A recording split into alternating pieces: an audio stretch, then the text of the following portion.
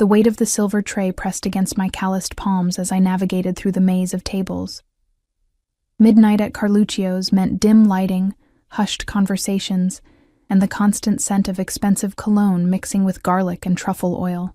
My black uniform clung to my back, damp with sweat despite the restaurant's aggressive air conditioning. 3 double shifts in a row had left my vision occasionally blurring at the edges, dark spots dancing like unwelcome party guests. "Table 7 is still waiting for their Barolo," Marco hissed as I passed the service station, not bothering to look up from his phone. As assistant manager, his primary skills seemed to be pointing out my shortcomings. "I know," I whispered, forcing a smile that didn't reach my eyes, just delivering these appetizers first. My apartment rent was due tomorrow. The electricity had been shut off last week, and somewhere across town, my younger sister was probably wondering why I hadn't answered her texts about needing money for textbooks. The familiar weight of responsibility pressed against my chest, heavier than any tray I'd ever carried. I didn't notice him at first. Table 12 had been empty all evening, reserved but unoccupied. The kind of table Marco made sure remained pristine, just in case. Now, as I carefully arranged prosciutto-wrapped figs and arancini before a group of chattering businessmen, I felt it. The unmistakable sensation of being watched. A prickle ran down my spine, and I instinctively glanced toward the corner of the restaurant. The man sat alone, perfectly still in the shadowed booth, one hand resting on the white tablecloth. Even in profile, there was something magnetic about him. The sharp line of his jaw, the precision with which his midnight blue suit hugged broad shoulders. He couldn't have been more than 35, yet everything about him radiated authority. 2 men in dark suits stood nearby, not even pretending to be anything but guards, their eyes constantly scanning the restaurant. I quickly looked away, but not before noticing how his presence seemed to alter the very air of the room, like a sudden drop in pressure before a storm. "Earth to Emma!" snapped one of the businessmen, snapping his fingers inches from my face. "More wine, sweetheart, or are you too busy daydreaming?" Heat rushed to my cheeks. "I'm sorry, sir." Right away. As I hurried back toward the bar, I felt Marco's hand grip my elbow, his fingernails digging into my skin. "Do you have any idea who just walked in?"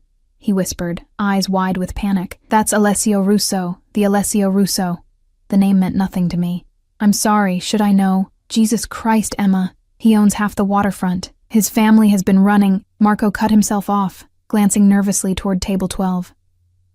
He's important. Very important.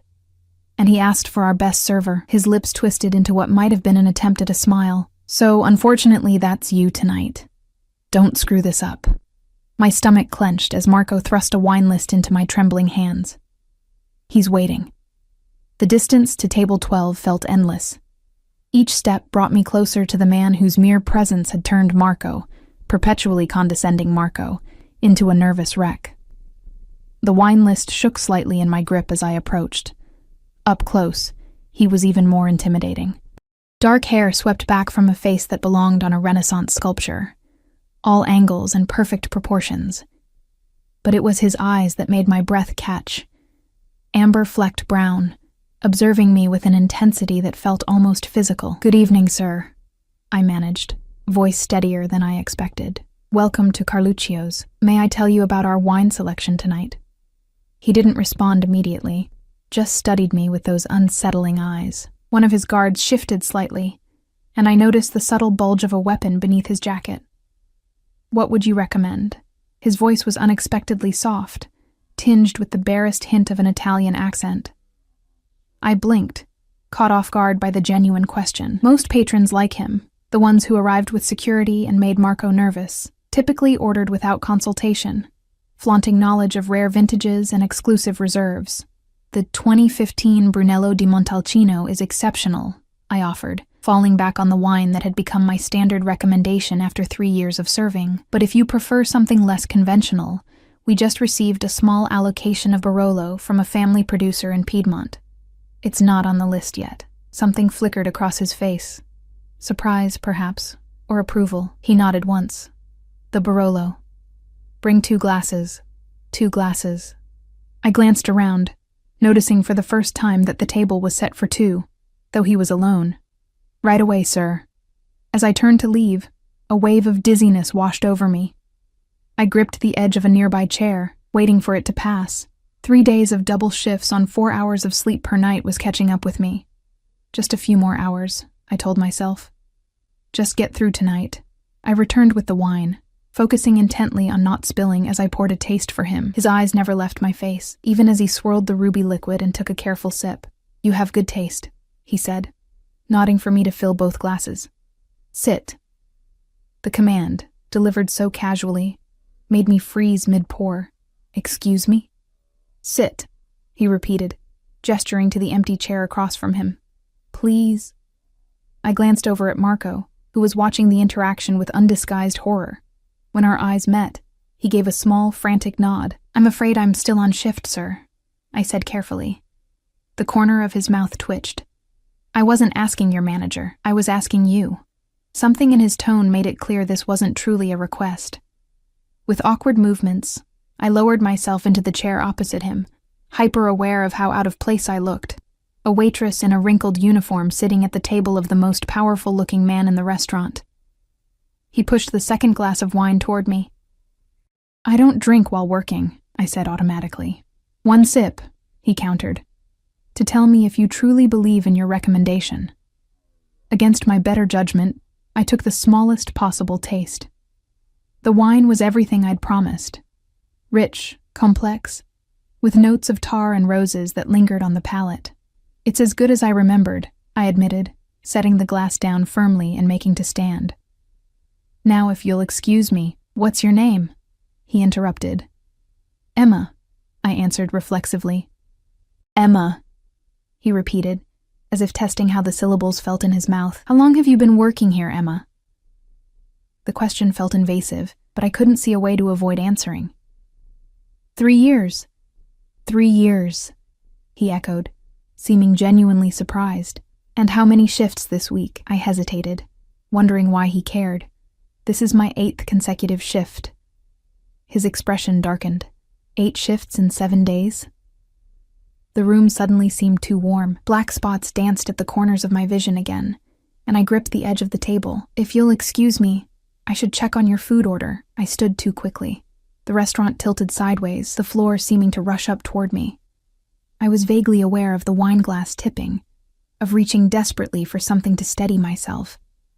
The last thing I registered was a strong arm catching me before I hit the ground, and a voice that seemed to come from very far away. "I've got you." Then, darkness.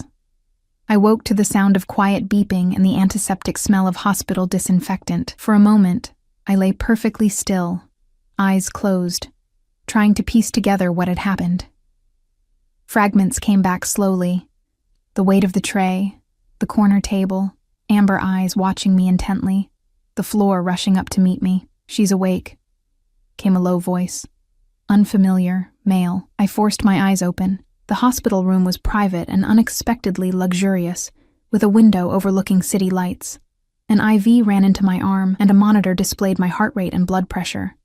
And there he was, Alessio Russo, sitting in a chair beside my bed, jacket removed, shirt sleeves rolled up to expose muscular forearms. His guards stood by the door, faces impassive. Fear and confusion collided in my chest. Why are you—" "Severe dehydration, exhaustion, and hypoglycemia," he said, answering the question I hadn't asked.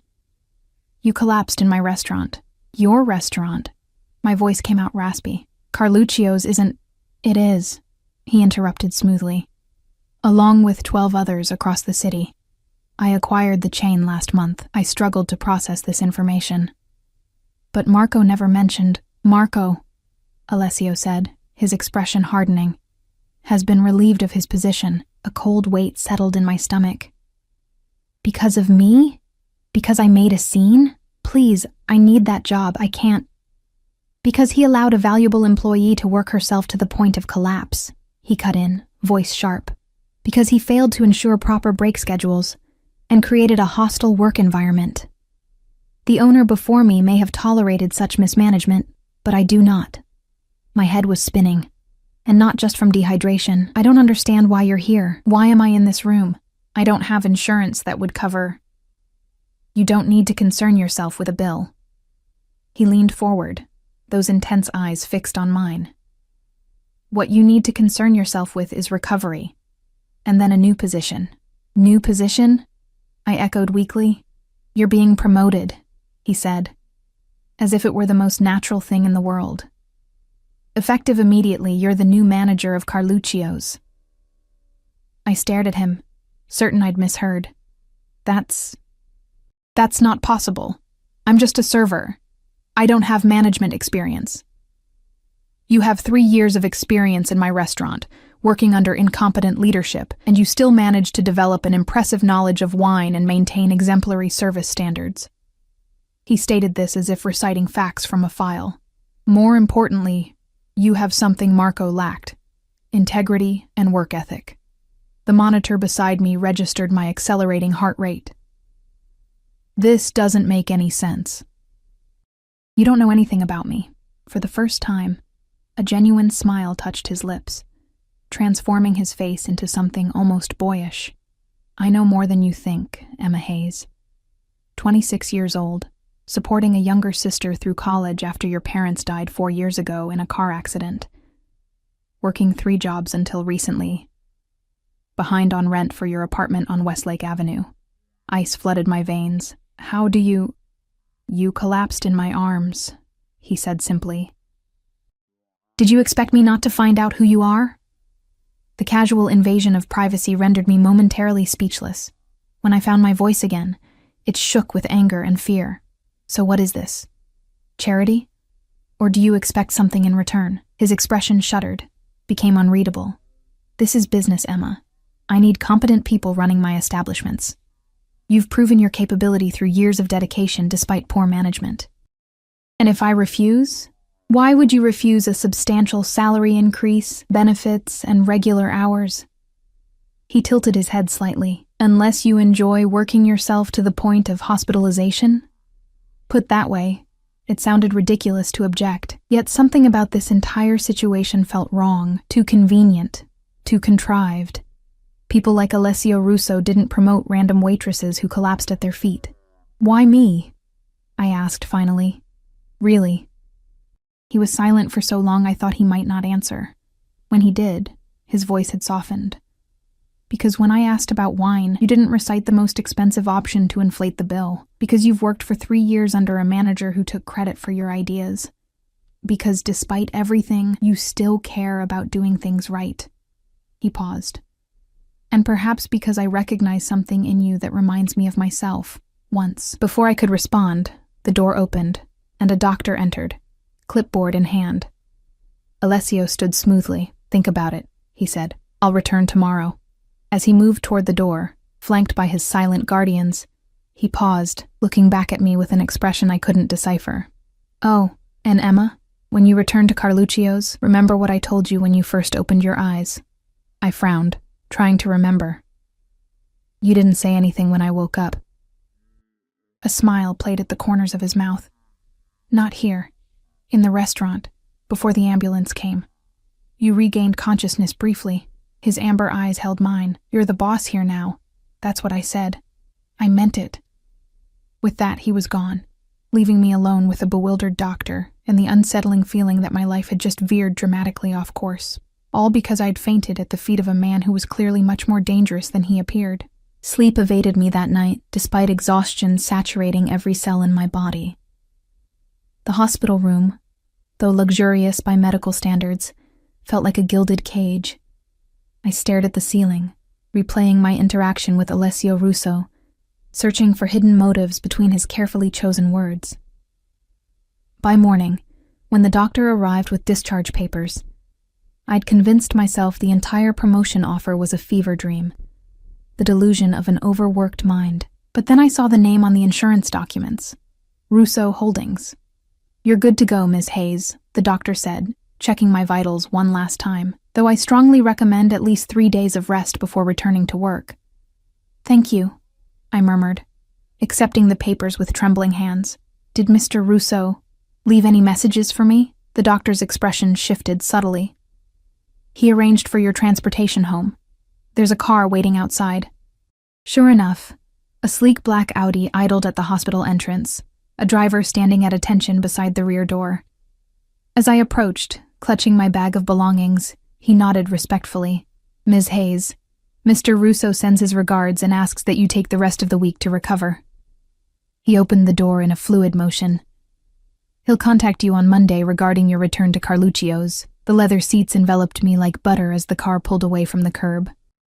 Through the tinted windows, I watched the city slide by, first the medical district, then downtown, and finally my neighborhood with its mix of century-old buildings and neglected infrastructure. The contrast between this luxury vehicle and my surroundings couldn't have been starker. When we reached my apartment building, the driver insisted on escorting me to my door. I fumbled with my keys, acutely aware of the peeling paint and the flickering hallway light that maintenance had promised to fix months ago. "Ms. Hayes," the driver said before departing, extending a crisp envelope, "from Mr. Russo." Alone in my tiny apartment, I tore it open with unsteady fingers. Inside was a check with an amount that made me sink onto my worn sofa in disbelief, along with a handwritten note: "An advance on your new salary. Rest, recover. We'll speak Monday. A.R." I ran my fingers over the elegant script, searching for some sign that this was an elaborate prank.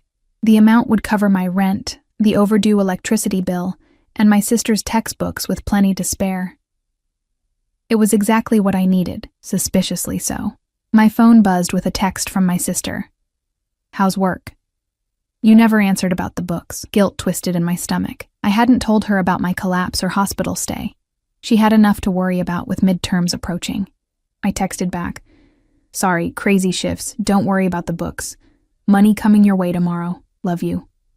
Her response was immediate. "OMG, what? Did you rob a bank? Details." I smiled despite myself. "Got a promotion. Tell you everything this weekend." Setting my phone aside, I wandered to the window, gazing out at the sliver of city skyline visible between adjacent buildings. Somewhere out there, Alessio Russo was going about his day, making decisions that affected countless lives, including mine now. The thought sent an involuntary shiver down my spine. What did he really want from me? Monday arrived with dreary Seattle rain and a text message from an unknown number. Car arriving at 9:30. AR. I'd spent the weekend oscillating between gratitude and suspicion, researching everything I could find about Alessio Russo. The results were frustratingly vague. Legitimate businessman, restaurateur, real estate investor. There were whispers of family connections to old-world crime syndicates, but nothing concrete. Just the sort of rumors that followed any successful Italian-American with security personnel and a commanding presence. At precisely 9:30, a different black car pulled up outside my building. The same driver held an umbrella for me as I slid into the back seat, heart hammering against my ribs. Instead of Carluccio's, we drove to a towering glass building downtown. The driver led me through a private entrance to an express elevator that required a key card. "Mr. Russo is expecting you," he said, as the doors opened directly into a stunning office suite with floor-to-ceiling windows overlooking Elliott Bay. Alessio stood by the windows, his back to me, hands clasped behind him. The morning light silhouetted his tall frame, casting him in dramatic contrast. Without turning, he spoke. "What did you think of the check, Emma?" His use of my first name sent an unexpected jolt through me. "It was generous. It was fair," he countered, finally turning to face me. Today he wore a charcoal suit that fit him as if it had been poured onto his frame. Perhaps even inadequate compensation for years of underpayment. I squared my shoulders, determined not to be intimidated in this tower of wealth and power. "Why am I here instead of at the restaurant?" He gestured to a seating area where a coffee service waited. "Because managing Carluccio's is only the beginning. Please sit." I perched on the edge of a leather armchair, declining the coffee he offered. "The beginning of what, exactly?" "Your new career." He sat across from me, completely at ease. "I'm restructuring the management of my restaurant group. I need people I can trust." "You don't know me," I pointed out, echoing my words from the hospital. "I know enough." His amber eyes studied me with that same unsettling intensity. "You have integrity, resilience, and exceptional observational skills. You recognize the quality of that Barolo without formal training. You've survived difficult circumstances without compromising your principles. You had me investigated, I said flatly. A slight smile touched his lips. Of course I did. I investigate everyone who works for me. I don't work for you yet. I haven't accepted anything, haven't you? He nodded toward my purse where the deposited check receipt lay. You cashed the advance. Heat rushed to my face. I have bills. That doesn't mean I've agreed to, Emma. The way he said my name, soft but commanding, halted my protest. I'm offering you opportunity, not obligation. If you wish to walk away, the door is there. Keep the money. Consider it compensation for your mistreatment under previous management. For a moment, I considered it, standing, walking out, returning to the life I knew. Difficult but predictable, safe in its own way. But then what? More double shifts? More choosing between electricity and proper meals? More watching my sister struggle while I worked myself into collapse? What exactly would this job entail? I asked finally. Something flickered in his eyes, satisfaction perhaps. Initially, managing Carluccio's, restructuring staff, improving service protocols, revitalizing the menu with the executive chef. Once that's running smoothly, overseeing the implementation of those changes across other locations. It sounded reasonable, challenging, but within the realm of possibility. And my qualifications? I pressed. I've never managed anything. You've been unofficially managing for years, picking up slack for incompetent supervisors. He leaned forward slightly. You know the business from the ground up. That's more valuable than an MBA with no practical experience. A thought occurred to me. Is this how you started, working your way up through restaurants? Something darkened in his expression, a shadow passing over those amber depths. My path was different. Family business. He didn't elaborate. The silence stretched between us, weighted with unspoken histories. Finally, I asked the question that had been haunting me since the hospital. Why me? Really? Out of all the people who work in your restaurants, why single out a waitress who happened to faint at your table? He considered me for a long moment, because in that moment before you collapsed, when you recommended the Barolo despite it offering you no advantage, I saw something rare, authenticity. In my world, Emma, genuine people are more precious than gold. The sincerity in his voice was disarming. For the first time, I allowed myself to consider that perhaps his interest wasn't sinister, that maybe, just maybe, this was the lucky break I'd stopped believing in years ago. When would I start? The words left my mouth before I'd fully committed to them. His smile transformed his face again, creating a startling contrast to his usual intensity. Today. Right now. He pressed an intercom button. Send in Anthony.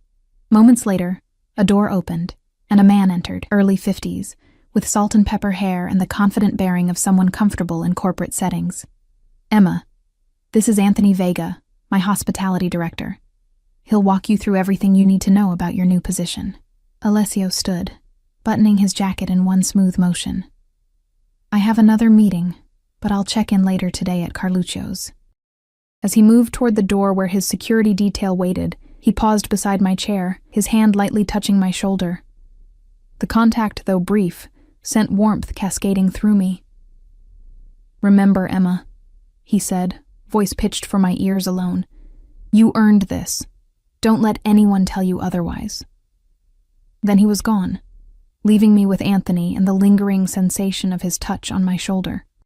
The next 6 hours passed in a whirlwind of information, employee files, vendor contracts, profit and loss statements, scheduling protocols. Anthony was thorough and surprisingly patient with my questions.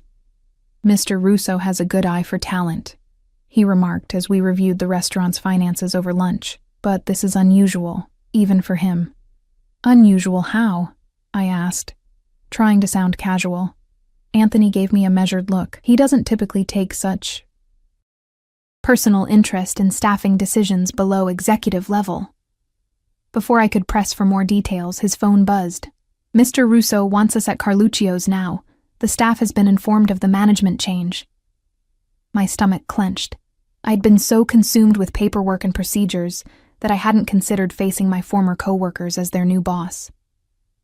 The restaurant was quiet when we arrived. the afternoon lull between lunch and dinner service. The staff had been assembled in the dining area, servers, bartenders, line cooks, dishwashers, all watching with varying degrees of curiosity and resentment as Anthony introduced me as the new manager. "Some of you already know Emma," he concluded. "She's been promoted based on her years of dedicated service and her intimate knowledge of Carluccio's operations. Mr. Russo has complete confidence in her ability to lead this team." The silence that followed was deafening. I recognized the expressions on their faces, the same mixture of confusion and suspicion I'd felt in the hospital room. "Thank you, Anthony," I said, finding my voice. "I know this is unexpected. I was as surprised as you are." I scanned the familiar faces. "I've worked alongside most of you for years. I know your strengths because I've witnessed them firsthand. I also know the challenges we've faced under previous management." A few nodded cautiously. Encouraged, I continued. "My door will always be open. I don't pretend to have all the answers, but I promise to listen to your concerns and ideas. This is still our restaurant. We just have better support now." As I spoke, I noticed movement near the entrance. Alessio had arrived with 2 of his guards, standing silently at the back of the room, watching the proceedings with those penetrating eyes. After the meeting dispersed, with Anthony taking kitchen staff for separate briefings, Alessio approached me. "You handled that well," he said, genuine approval in his voice. "They think I slept with you to get this job," I replied bluntly, keeping my voice low. He didn't flinch at my candor. "And does that bother you?" "Of course it does. Why? You and I know the truth." I stared at him, incredulous. "Because respect has to be earned, and rumors like that undermine my authority before I've even started." A slow smile spread across his face. "Exactly right. So what will you do about it?" I realized he was testing me. "Prove them wrong through actions, not words. Show them I'm qualified through results." He nodded once, satisfied. "Your office is this way." He led me to what had been Marco's domain, a small room adjacent to the wine cellar. But where Marco's office had been cluttered and disorganized, this space had been completely transformed. New furniture, state-of-the-art computer equipment, even the lighting had been upgraded. "When did you do all this?" I asked, running my fingers over the smooth surface of the desk. "Yesterday." He shrugged, as if completely renovating an office overnight was trivial. The old setup wasn't suitable. As I took in the space, my space now, the reality of everything began to sink in. 24 hours ago, I'd been a waitress living paycheck to paycheck. Now I was managing a high-end restaurant, reporting directly to a man whose very presence made rooms fall silent. "This is really happening," I murmured, more to myself than to him. "It is." He moved closer, his proximity sending that same inexplicable warmth through my body. "Are you ready?" Looking into those amber eyes, I realized the question carried weight beyond the immediate context of the restaurant. Whatever game Alessio Russo was playing, I was now a piece on his board. "Yes," I answered, surprising myself with the certainty in my voice. "I'm ready." Something flashed in his eyes, approval, satisfaction, perhaps something deeper. He reached out, adjusting a pen on my desk that was slightly askew. "I'll check in tomorrow," he said, voice dropping to that intimate tone that seemed reserved for me alone. "Call if you need anything, anytime." As he turned to leave, one of his guards leaned in, whispering something urgent. Alessio's expression hardened instantly, the warmth vanishing like fog in sunlight. "Secure the perimeter," he ordered, his voice now cold steel, "and get her a protection detail, now." Fear sliced through me. What's happening? He turned back to me, conflict evident in his expression. "A complication. Nothing for you to worry about." But the sudden appearance of another security guard at my office door told a different story. Whatever was happening, it had something to do with me, and it was dangerous enough to put Alessio Russo on high alert. Night fell over Carluccio's, bringing with it the dinner rush and the surreal experience of overseeing service rather than participating in it. I moved between tables with a new perspective, observing patterns I'd never noticed as a server. Which staff members anticipated guest needs, which ones needed guidance, how the rhythm of the kitchen affected timing in the dining room. All the while, I remained acutely aware of the security guard positioned near the entrance. His presence was subtle enough not to alarm customers, but obvious enough to remind me of Alessio's cryptic warning, "Emma." The hostess approached, her expression tense. "There's someone asking for you, says he's an old friend, but I don't recognize him." My pulse quickened. "Name?" "Michael Donovan. Said you'd know him." The name meant nothing to me. "What does he look like?" "Mid-30s, expensive suit. Very insistent." She hesitated, kind of intense. I glanced toward the security guard, who had already straightened, his hand moving subtly toward his jacket. "Tell him I'm in a meeting. Get his contact information." She nodded and hurried back to the front. Minutes later she returned, looking relieved. "He left when I asked for his number. Said he'd come back another time." The security guard was already on his phone, speaking in hushed tones. I caught fragments. Unknown male, claiming acquaintance, left premises. By closing time, my nerves were frayed from the combination of first-day stresses and the mysterious visitor. As the last customers departed and staff began cleanup, the guard approached. "Ms. Hayes, I've been instructed to escort you home tonight." "That's not necessary," I began, but his expression made it clear this wasn't a suggestion. "Mr. Russo was explicit about your safety." He handed me a small card with a number. "This connects directly to security. Mr. Russo asks that you use it if anything seems unusual." The drive to my apartment was tense, the guard constantly checking mirrors and scanning intersections. At my building, he insisted on escorting me to my door and checking my apartment before leaving. "Lock everything," he instructed. "Don't open for anyone you don't recognize." Alone in my apartment, I sank onto the sofa, the day's events crashing over me like a wave. My phone buzzed with a text from the unknown number I now recognized as Alessio's. "All quiet?" I typed back, "Yes." "Who is Michael Donovan?"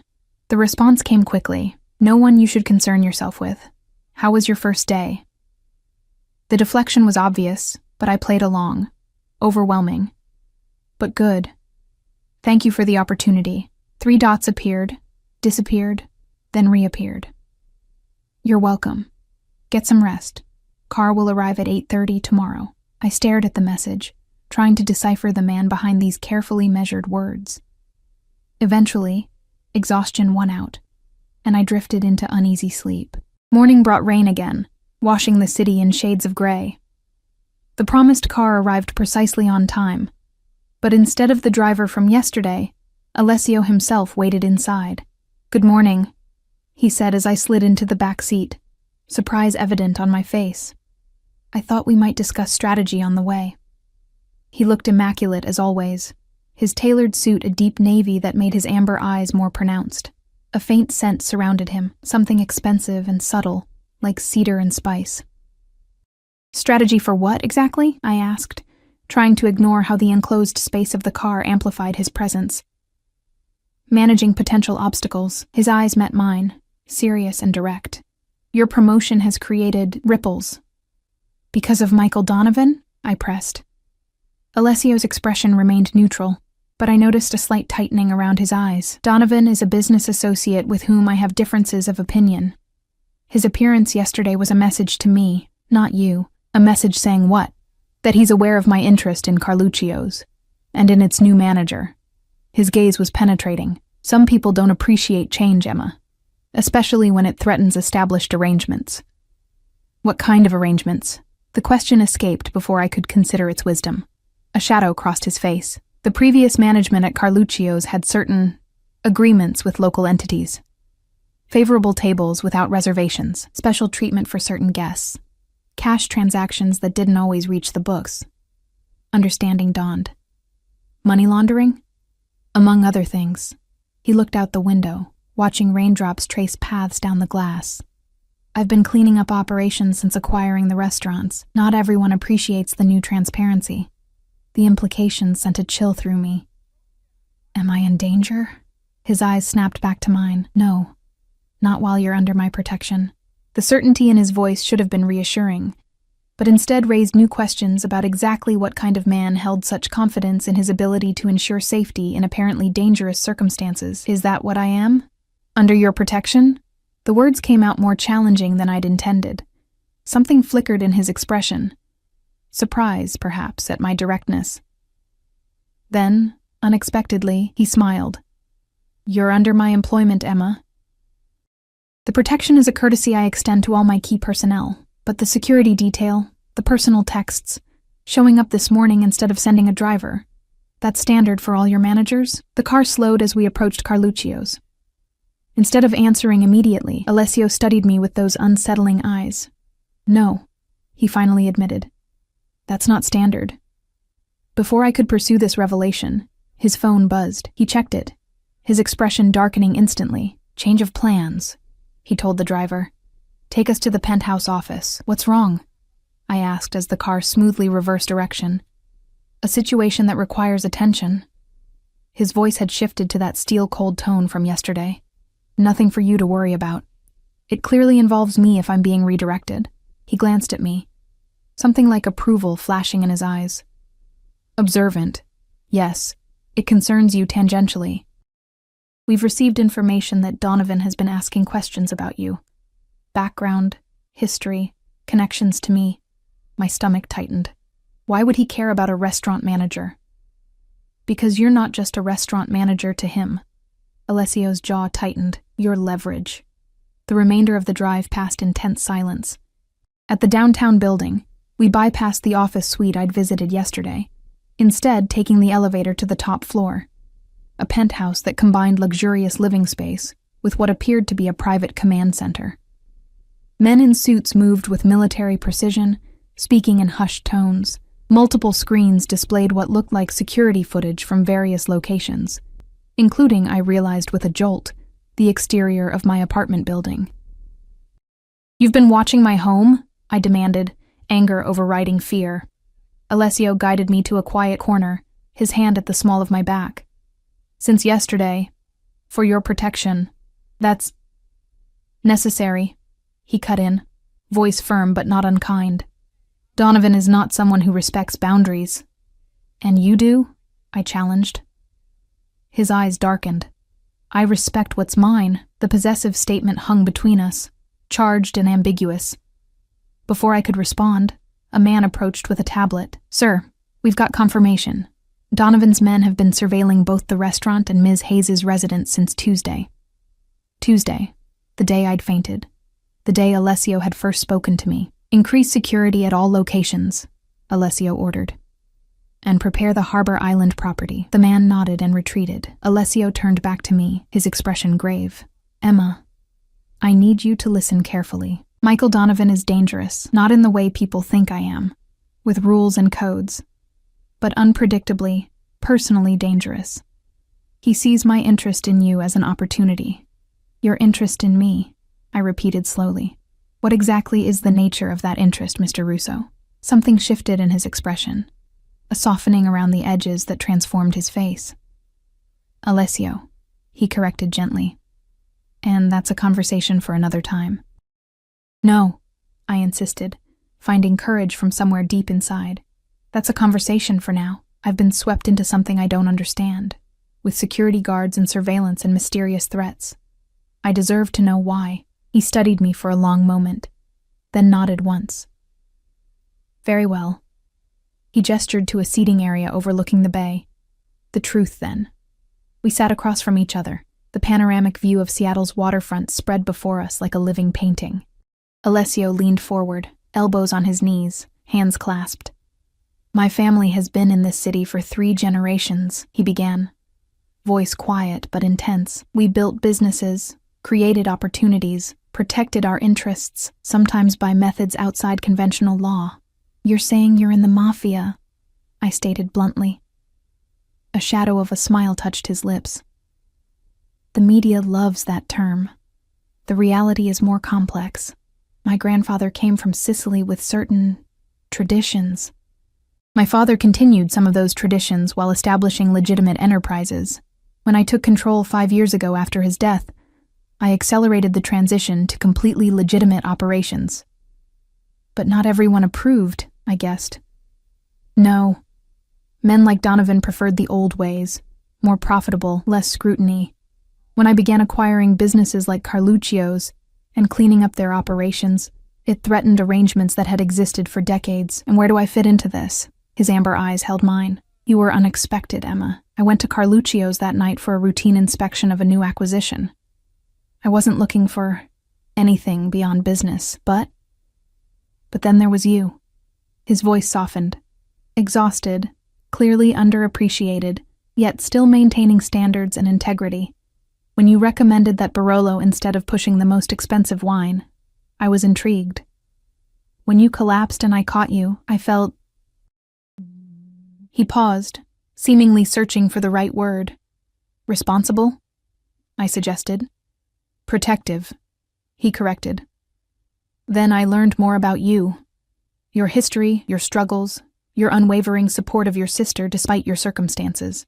I recognized something in you that I value above all else. Loyalty, I said quietly. His eyes widened slightly. Yes, exactly. And strength, not the kind that dominates, but the kind that endures. So you promoted me because you admired my character? Partially. He hesitated. But there's more. When I help someone, truly help them, not just with money but with opportunity, I expect loyalty in return. I wanted you in my circle, Emma. I wanted someone I could trust running Carluccio's. And now? His expression shifted again, becoming more intense. Now, I want to keep you safe from Donovan, who sees my interest in you, however professional, as a vulnerability he can exploit. The pieces began fitting together, the security, the texts, the personal attention. You think he'll try to use me to get to you? I know he will. Alessio's voice hardened, which is why I need you to temporarily relocate to a secure property. You want me to go into hiding? I stared at him in disbelief. I have a job, the job you gave me. I have responsibilities, my sister, all of which can be managed remotely for a short time. He reached across the space between us, his hand covering mine. The contact sent warmth spreading up my arm. Emma, I wouldn't ask if it weren't necessary. The sincerity in his voice was disarming. I looked down at his hand on mine, strong, with an unexpected gentleness in his touch. How long? A few days, a week at most. Just until we resolve the situation with Donovan. And how exactly do you plan to resolve it? I asked, suddenly afraid of the answer. He withdrew his hand slowly. Legally. Despite what you may think, I don't resort to violence unless absolutely necessary. Donovan and I will come to an understanding. Something in his tone, a cold certainty, made me shiver. This man, with his elegant suits and refined manners, possessed a dangerous edge I was only beginning to comprehend. I need time to think, I said finally. He nodded, respecting my hesitation. Of course. But not too much time. Every hour increases the risk. As if to emphasize his point, one of his men approached urgently. Sir, we have movement at the apartment building. Alessio was on his feet instantly, moving toward the monitors. I followed, heart racing. On the screen, 2 men in unmarked maintenance uniforms were entering my building. The timestamp showed this was happening now, in real time. They're not building staff, confirmed the security officer. We checked the schedule. Alessio's expression hardened into something terrifying. Intercept them, now, he turned to me, all pretense of casual conversation gone. Pack a bag, you're leaving immediately. The cold command in his voice should have angered me. Instead, watching the strangers enter my building with unknown intentions sent fear coursing through my veins. What about my sister? I asked, voice barely above a whisper, his expression softened fractionally. Where is she? University of Washington. She lives in the dorms. He nodded to one of his men. Arrange protection for Ms. Hayes' sister. Discreet but thorough. Turning back to me, he added gently, She'll be safe. You have my word. It was strange how quickly I'd come to believe him when he spoke with that tone, as if his word was an unbreakable covenant. Okay, I said finally. I'll go to your safe house, but I want daily updates on my sister, on the restaurant, and on this situation with Donovan. A smile touched his lips, genuine, almost proud. Not many people make demands of me, Emma Hayes. I'm not asking for much. No, you're not. He stepped closer, his voice dropping to that intimate tone that seemed reserved for me alone. Which is why you'll get exactly what you've asked for, and more. The promise lingered between us, laden with meanings I wasn't ready to explore.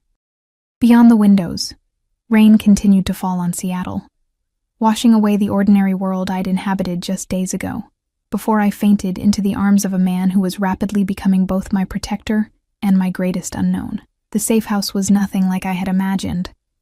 I'd envisioned something Spartan and hidden, perhaps a nondescript apartment with security features. What I found instead was a stunning waterfront property on Harbor Island, with panoramic views of the Seattle skyline, the kind of place featured in architectural magazines.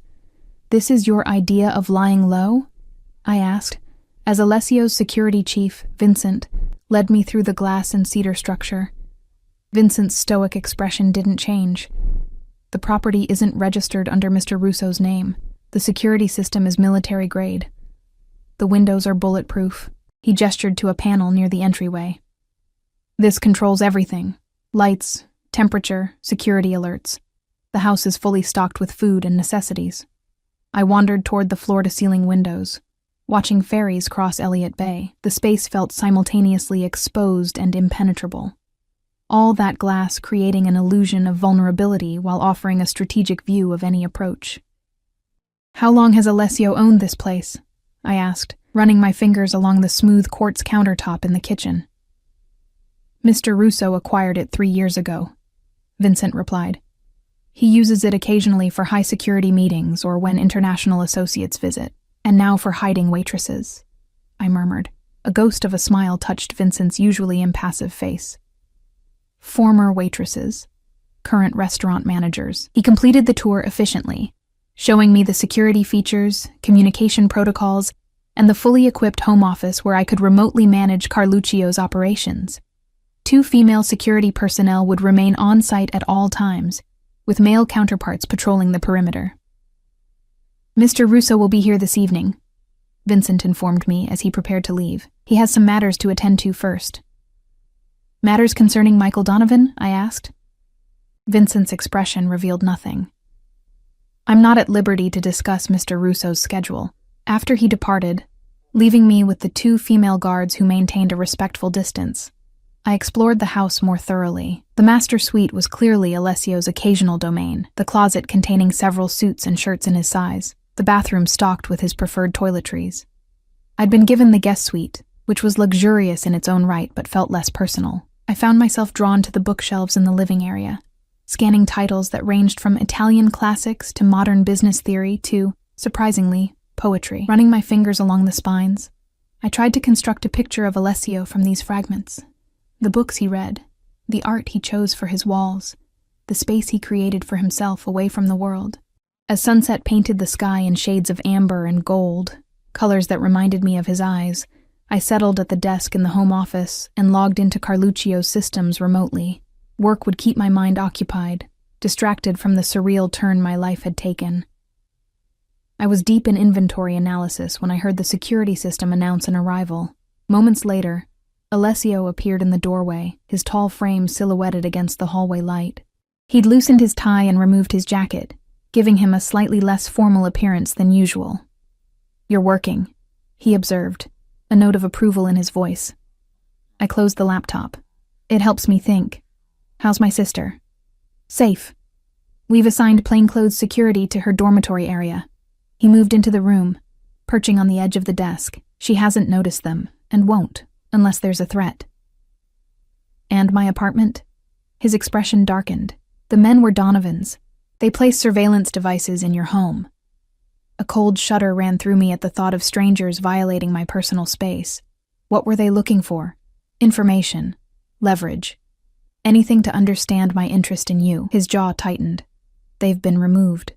Your apartment has been secured and cleaned of all devices. And Donovan?" Alessio's eyes met mine, his gaze steady.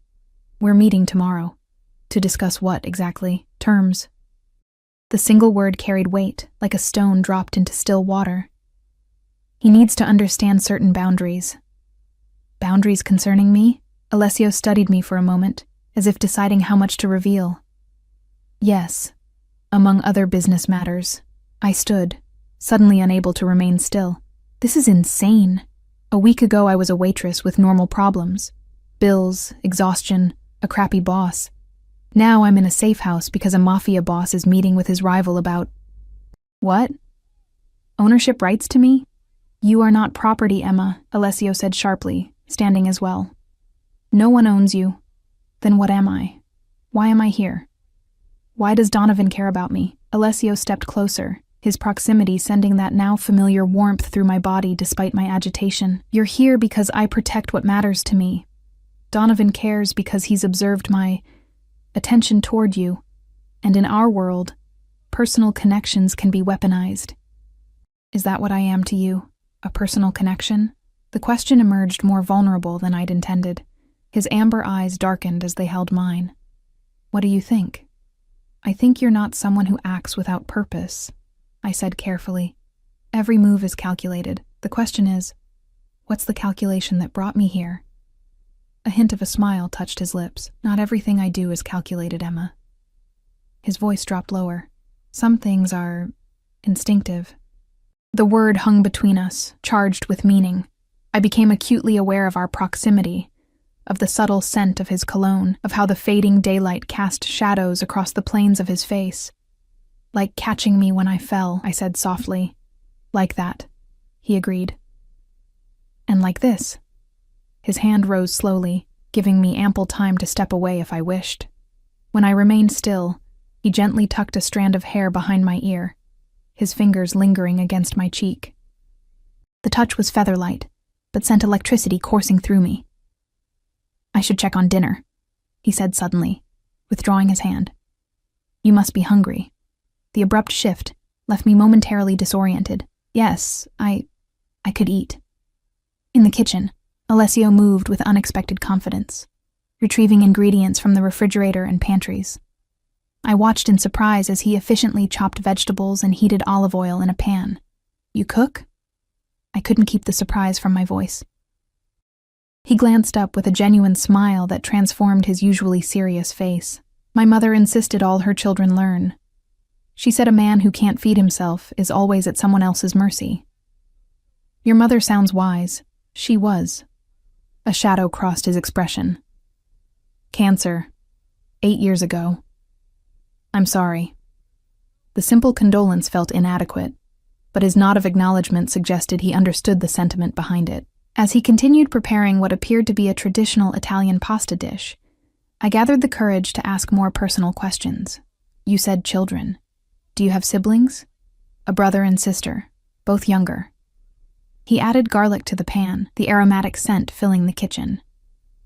My brother runs our legitimate businesses on the East Coast. My sister is a doctor in Chicago. Far from the family business, I observed. By design. I wanted her completely separate from our world. He glanced at me.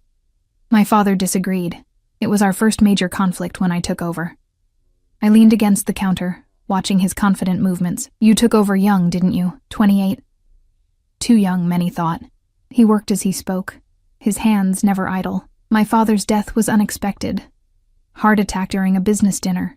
That must have been difficult. He was quiet for a moment, focused on the task before him. It was complicated.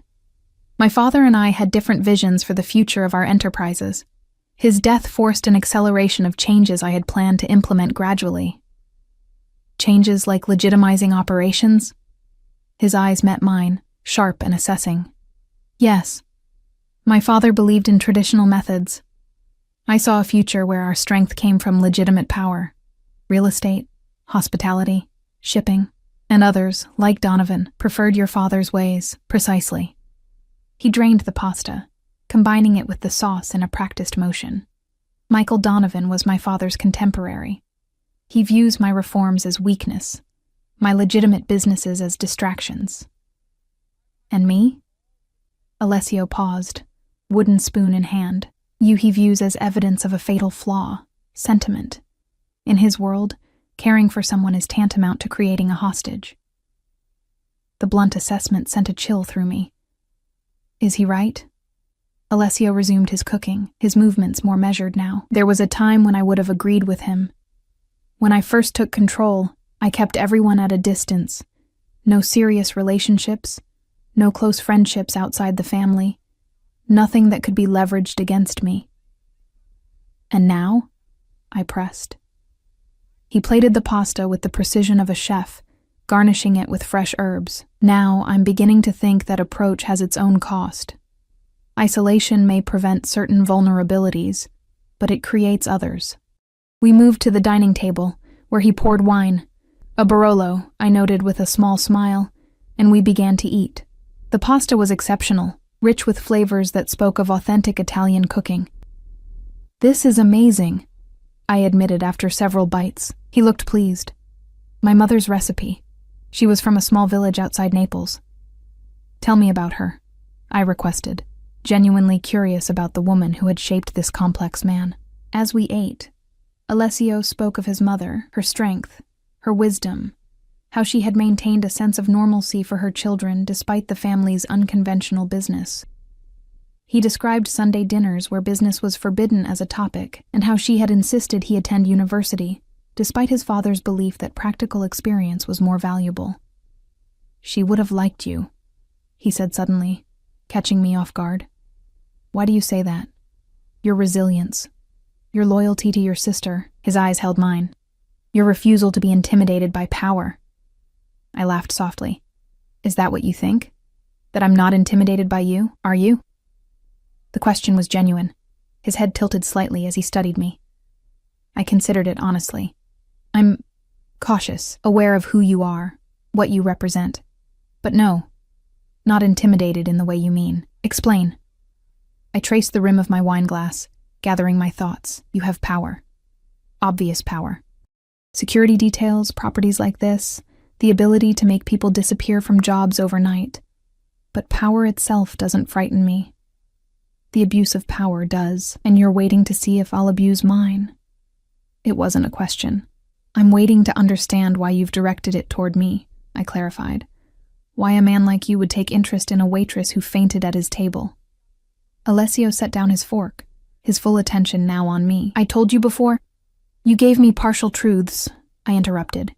"Business justifications. I want the real reason." For a moment, I thought I'd pushed too far. His expression became unreadable, his posture perfectly still in that way that suggested controlled power. Then, surprising me, he smiled. "You're remarkably direct for someone in your position." "My position being under my protection," he supplied. "Most people would be more deferential." "If you wanted deference, you chose the wrong waitress to catch." His laugh was unexpected and genuine, transforming his face completely. "Evidently." He refilled our glasses, his movements elegant and precise. "The real reason, then." He leaned back, amber eyes holding mine. "When you collapsed and I caught you, something shifted. You were vulnerable but not weak. There's a difference. I found myself concerned for you in a way that went beyond the professional. When I learned more about you, your circumstances, your character, that concern deepened." "Into what?" I asked softly. "Interest. Admiration." He paused, then added with careful precision, "Desire." The word hung between us, charged and dangerous. My heart accelerated, blood rushing to my face. "That's a complication neither of us needs," I managed finally. "I agree," he said, surprising me again, "which is why I created a professional framework for our association. The promotion was merited, your qualifications are genuine, but I won't pretend my personal interest didn't accelerate the process." His honesty was disarming. "And now? What do you want from me now, Alessio?" The use of his first name seemed to please him. "Right now? Your safety. Beyond that." He hesitated. "I want the chance to know you better, without pressure or expectation. At your pace, not mine." It was perhaps the most normal thing he'd said to me. A request that could have come from any man interested in any woman. Yet coming from him, with his power and position, it carried different weight. "And if I say no, then you remain Carluccio's manager, with all the benefits and security that entails, for as long as you wish. Your career path would be determined by your performance, not your personal choices. I studied him, searching for signs of deception or manipulation. You'd accept that? Just a professional relationship? I wouldn't like it, he admitted with unexpected candor. But yes, I would accept it. What I won't accept is putting you at risk because of my interest, which is why you're here until the situation with Donovan is resolved. Before I could respond, his phone buzzed. He checked it, his expression immediately hardening. What's wrong? I asked, recognizing the shift. Donovan has moved up our meeting, tonight. He stood, already messaging someone on his phone. I need to go. Anxiety twisted in my stomach. Is that safe? His expression softened momentarily. Your concern is noted. He hesitated, then added, stay in the house. The security team has instructions. I'll return as soon as I can. As he moved toward the door, I followed. Alessio, I called, stopping him. Be careful. He turned, something intense flickering in his amber eyes. Always. Then, with a nod to the security team, left alone with the remains of our dinner and 2 silent guards maintaining a respectful distance, I moved to the windows, watching his car disappear into the night. The Seattle skyline glittered across the water, beautiful and distant, like the normal life I'd inhabited just days ago. Whatever happened at that meeting with Donovan would determine not just Alessio's fate, but mine as well. Our lives had become entangled in ways I couldn't have imagined when I'd first looked up to see those amber eyes watching me across Carluccio's dining room. I touched the window, cool glass beneath my fingertips, and wondered if I'd made a terrible mistake in allowing myself to be drawn into Alessio Russo's dangerous, seductive world, or if, perhaps, it was the first right decision I'd made in years. Sleep eluded me as midnight came and went with no word from Alessio. I paced the living room, checking my phone obsessively, jumping at every distant sound that carried across the water. The female security guards maintained their vigilant positions, their calm professionalism offering little reassurance. Does he often do this? I finally asked one of them, Diane. She'd introduced herself earlier. Her expression remained neutral. Mr. Russo handles high-stakes negotiations personally. Sometimes they run long. But is he usually out of contact? A slight softening around her eyes betrayed a hint of sympathy. He'll be back, Ms. Hayes. He always is. The always struck me. How many nights had his security team spent waiting for his return from dangerous meetings? How many times had he walked into rooms with men like Donovan, where power and threat hung in the air like invisible smoke? Near 2 a.m, I'd worn myself out with worry and curled up on the sofa, wrapped in a cashmere throw I'd found in a cabinet. I must have dozed off, because I startled awake to the sound of the security system announcing an arrival. Footsteps approached, heavier than I remembered, lacking Alessio's usual graceful stride. I sat up, heart pounding, as a figure appeared in the doorway. It was Alessio, but not as I'd ever seen him. His usual immaculate appearance was disrupted. Tie missing, collar open, a darkening bruise on his jaw. Most alarming was the smear of what looked like blood on his white shirt cuff. You're hurt, I said, rising to my feet. His eyes found mine, the amber darkened to almost black. It's not my blood. The statement should have frightened me. Instead, I felt a surge of relief that he was standing before me, essentially whole. Donovan? I asked, voice barely above a whisper. Will no longer be a concern. His voice was cold, detached in a way I hadn't heard before. Then, seeing something in my expression, he added more gently, He's alive, Emma. But he understands his position now. I approached cautiously, as one might a wounded predator. What happened? Alessio moved to the bar, pouring himself 2 fingers of whiskey. He downed it in one swift motion before answering. Negotiations became physical. It happens occasionally in my line of work. You fought him? A humorless smile touched his lips. Let's say we had a forceful exchange of perspectives, facilitated by our respective security teams. I reached out hesitantly, my fingertips lightly touching the bruise forming on his jaw. He went perfectly still at the contact, his eyes locked on mine. You should ice this, I said softly. Something in his expression shifted, the coldness receding like frost under morning sun. Without a word, he caught my hand as I withdrew it, holding it gently in his much larger one. "You waited up," he observed. "I was worried," I admitted. His thumb traced a small circle against my palm, sending shivers up my arm. "You shouldn't worry about me, Emma. I've survived much worse than Michael Donovan. That doesn't mean I can't care what happens to you." The words hung between us, more revealing than I'd intended. Alessio's eyes darkened further, but this time not with coldness, with something warmer, more dangerous. "Is that what you do? Care what happens to me?" His voice had dropped to that intimate tone that seemed reserved for me alone. I should have pulled away then, maintained the professional boundary he'd promised to respect. Instead, I found myself stepping closer. "Against my better judgment," I whispered. "Yes." The confession seemed to break something inside him. With a swiftness that took my breath away, he pulled me against him, one hand cradling the back of my head as his lips found mine. The kiss was nothing like I'd imagined. And I had imagined it, I realized, more than I'd admitted to myself. It wasn't demanding or possessive, but questioning, almost reverent. His lips moved against mine with a gentleness that contrasted sharply with the power I knew he possessed. When we finally broke apart, both breathing harder, he rested his forehead against mine. "I've wanted to do that since you recommended that Barolo," he murmured. A small laugh escaped me. "That's oddly specific. It was the moment I realized you were different." His hand moved to cup my cheek. "You weren't trying to impress me or gain advantage. You were simply being yourself." "I didn't know who you were," I reminded him. "Exactly." His thumb brushed my lower lip. "No pretense. No fear. Just you. With your tired eyes and your perfect wine recommendation and your refusal to be anything but authentic." I placed my hand over his, my mind racing with the implications of what was happening between us. "This complicates everything. Everything worth having is complicated, Emma." His eyes held mine, serious and intent. "The question is whether you want to explore those complications with me."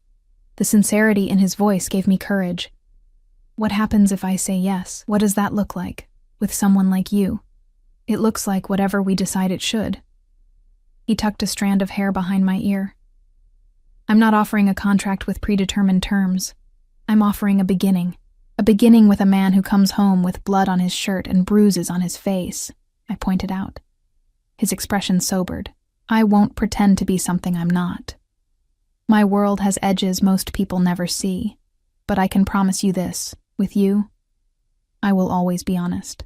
I will always protect you, and I will never ask you to compromise who you are." His words resonated deep within me.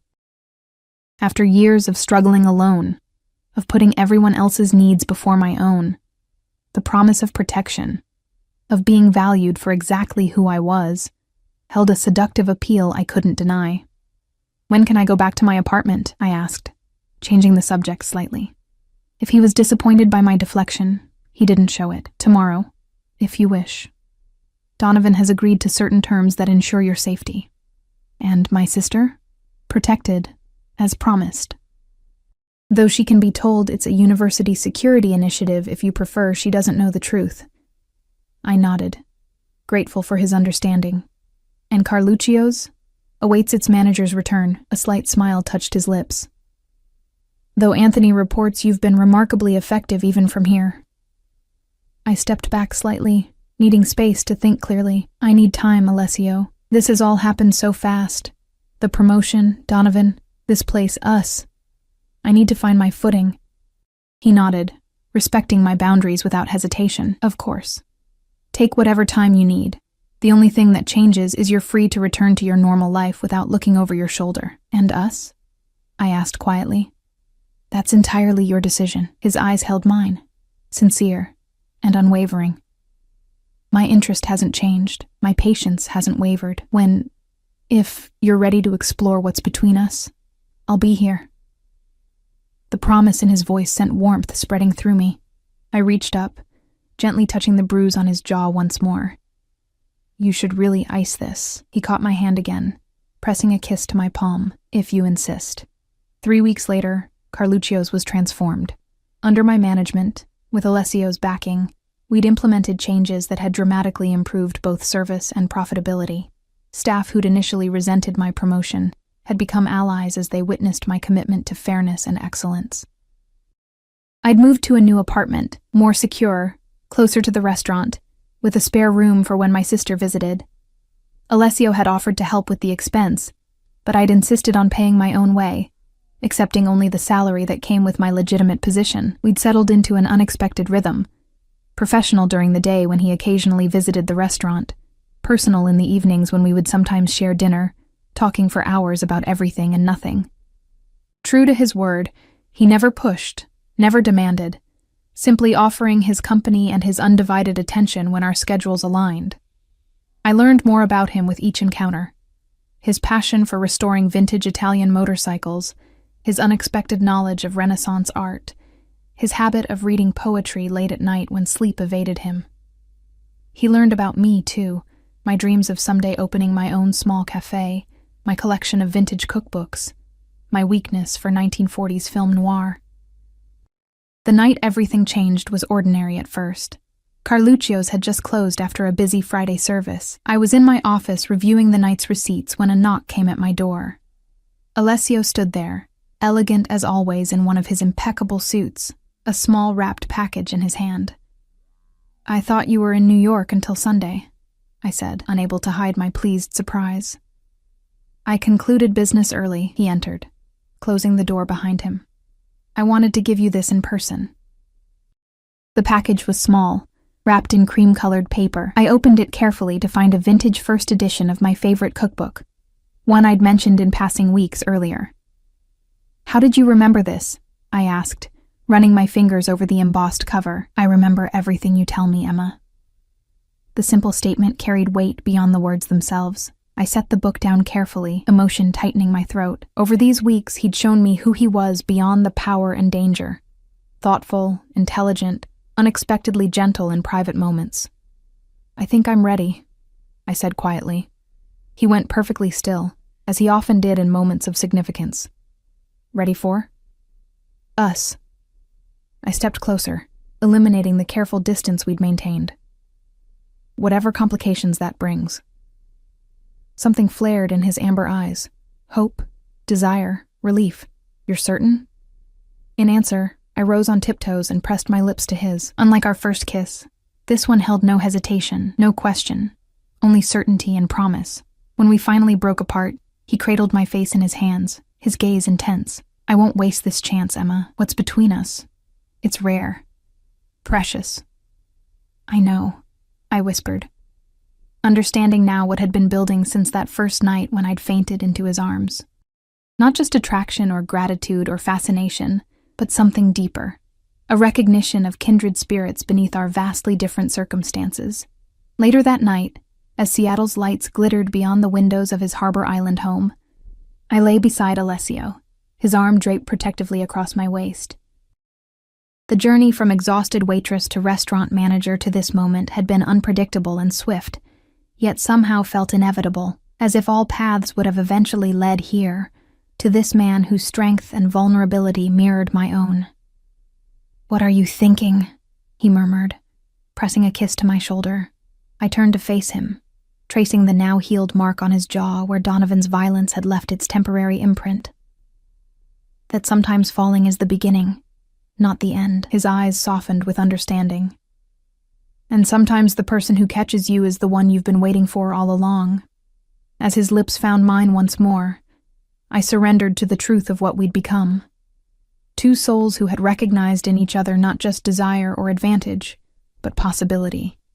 The world outside, with all its dangers and complications, would still be there tomorrow. But tonight, in the arms of the man who had seen my value when I was invisible to everyone else, I had found something I never expected when I fainted from exhaustion that fateful night. Not just a new beginning, but a home.